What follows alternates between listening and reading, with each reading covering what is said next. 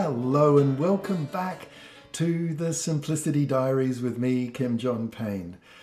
I'll be telling you a little more about a little sort of exciting announcement at the end of the podcast today about a care professionals seminar we have coming up very soon in simplicity parenting methods. But today I wanted to talk a little bit about how being a parent who raises their children simply and raises their children with balance in their lives can get lonely.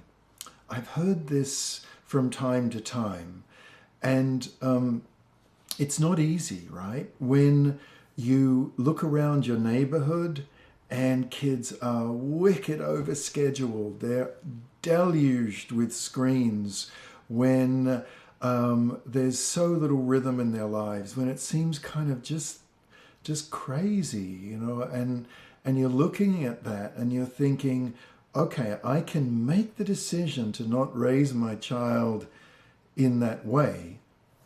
But what about when play dates come up, and what about, like, how do I do this? Do I just have to be lonely? Do I have to just not relate to anyone else in the world other than a small handful of people?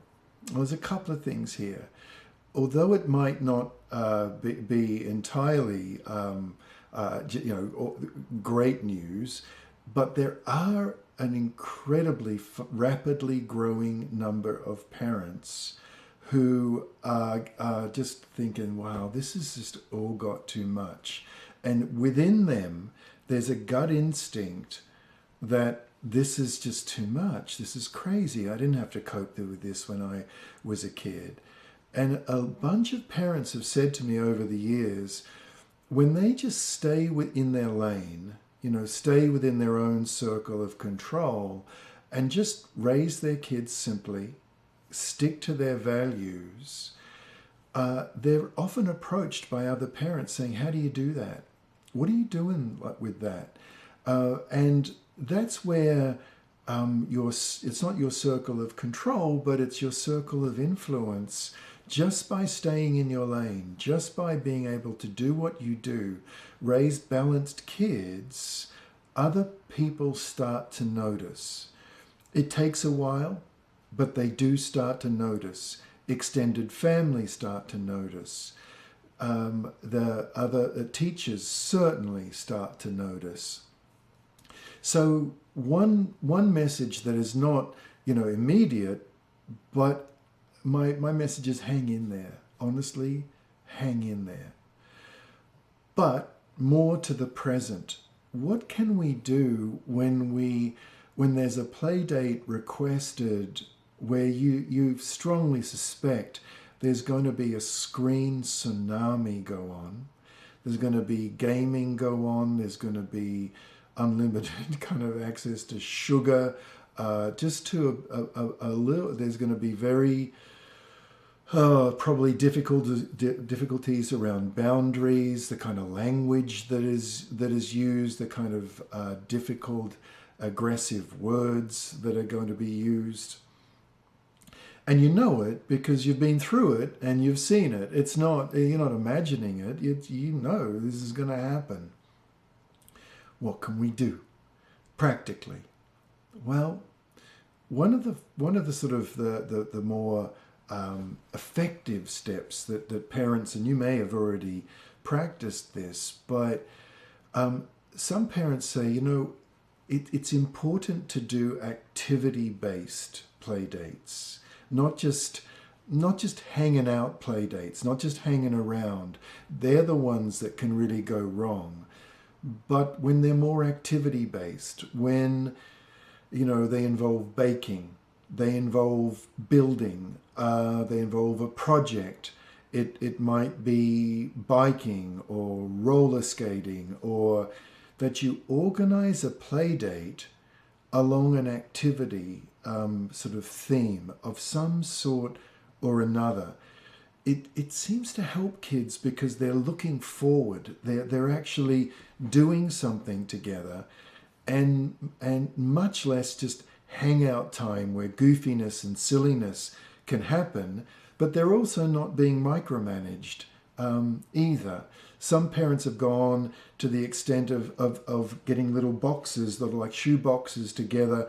3 kids are coming over, so they'll have 3 shoe boxes of some project and crafting material that they're pretty sure the kids will enjoy. And other parents have even said to me their place becomes a fairly popular playdate space because the kids get to do cool stuff and they get to take it home and be kind of proud of the project they've made, or the muffins or the cookies that they've made, and so on and so on.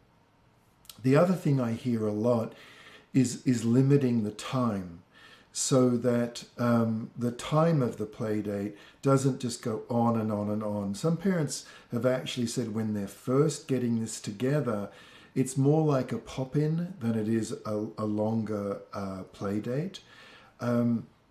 Some parents have said they prefer play dates not at their home.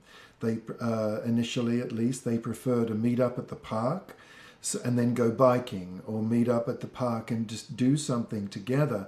And in that way, when it all gets a bit much, you can leave. But other parents have said, actually, I prefer to have the kids come over to my home and have it be for a limited time. And in that way, I can set things up and we can have a really cool time. We can do really great stuff, and it goes well. Couple of last little things about this. Some parents have actually taken up this message in Simplicity Parenting about rhythm, and they've made play dates rhythmical. So they'll say something like, for little children, if they've got half days at kindergarten or whatever, every Thursday afternoon will be play date afternoon, or every Saturday morning will be park morning. And in that way, the children involve play dates in a rhythm, and they're not always nagging and badgering, wanting play date. That one mum said to me, well, she often says yes to requests for play dates, and she would keep a list, and she would just write down the play dates, and the child would see her, but they weren't all that week. You know, if there were 4 play dates, then that was the month, because on Thursday afternoon, that was play date time. The other parents, and a couple of just last hints now, have said, this is obvious, right? But limiting numbers and not having too many kids over. Some parents have said it's optimal to have 3, not always just 2, depending on the kind of temperament of the kids coming over. Others have said, no, they're perfectly fine having 2.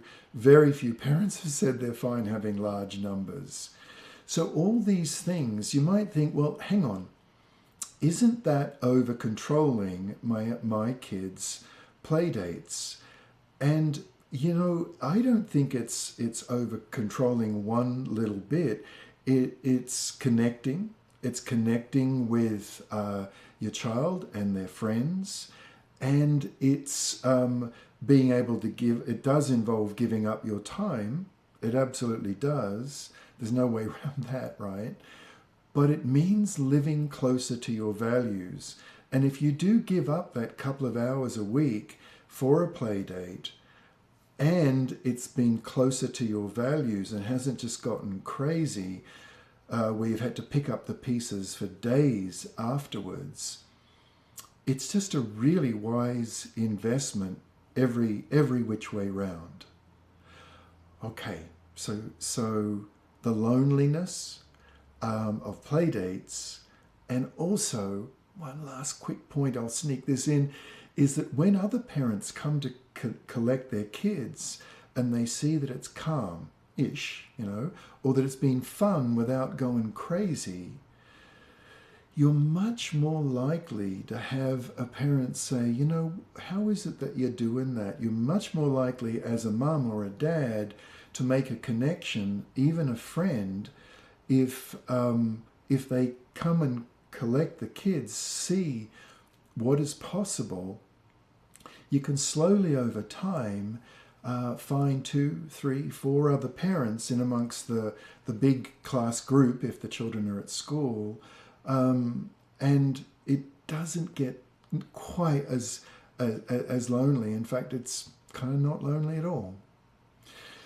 I mentioned at the beginning about the Care Professionals Seminar. It's coming up on February 4th, 5th. If you're a teacher, a doctor, a nurse, therapist, any kind of person involved in the care professionals, we'll be focusing on the Simplicity Parenting book and how to bring this right into your practice. We get such great feedback from these courses. We run 3 or 4 of them every year. Based on my different books. I personally lead these courses, and it's one of my favorite things to do. And if you're seeing this video or listening to this after the care professional training, just go right to the website and just sign up on the interest list, and we'll let you know when the next one's coming right up. Okay, so that is counterbalancing the loneliness of being a Simplicity parent. Okay, hope that's helpful. Bye-bye.